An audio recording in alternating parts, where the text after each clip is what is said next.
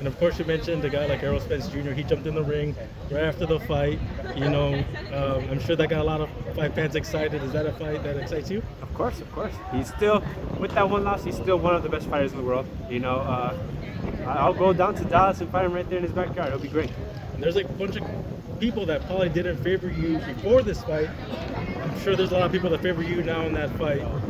If you do get that fight, and you do get past a guy like Spence Jr., who was a pound for pound, you know, at one time, does a fight like against a guy that's a per pound for pound in general, Crawford, interest you too? Of course, both those fights interest me right now. It's just what's the best option for me.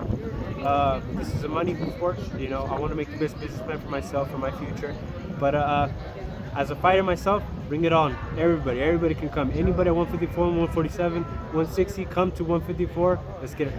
And of course, there was a lot of kids here that now see you donned in that WBC, you know, green and gold. How important was it for you, a kid born in Florida, grew up in Coachella Valley, to finally have that wrapped around you? It's an honor. It's an honor, you know, to be titled world champion.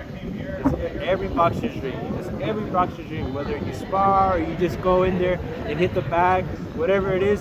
If you involved in boxing, world champion, you know that title right there is the best of the best. And now I have it, and let's take it as far as we can. And I asked your sister, you know, how did she feel, you know, when you got your hand raised, you know, and she said there was not a whole lot said, but she knew that you knew that she was super happy for you. What did it mean for you and her to be the only active sibling world champions in the entire world?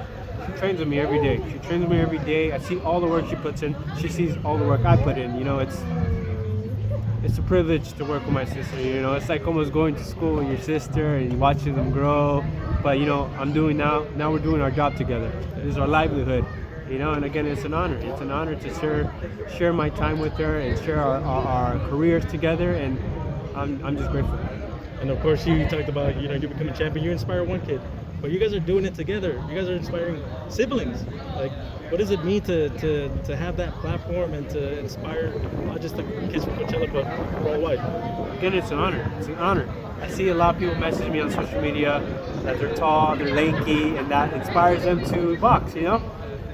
Our options are not only basketball, you know? A lot of people say, hey, show me basketball this, basketball that. And yeah, they're getting nice money. They're getting 7 million, but just, you know, there's different options. Just like you could be a doctor, you could be a lawyer, you could be a teacher. In sports too. Boxing's an option. This is an option. I'm sure everybody knows that we have these advantages, but you know, do it. Now you know that you can do it, do it. And final message to the fight fans that, you know, you made a believer of them, you know, with this fight. You know, I'm sure there's people that believed in you before, but now there's a whole lot of people that are going like, hey, the Tower Inferno, he's not to be messed with. Believers or not, he's that guy. Believers or not, you know, thank you for watching the fight. Thank you for supporting me. You know, I'm just gonna take it until the wheels fall off. Awesome. Thank you, champ. Thank you. Thank you.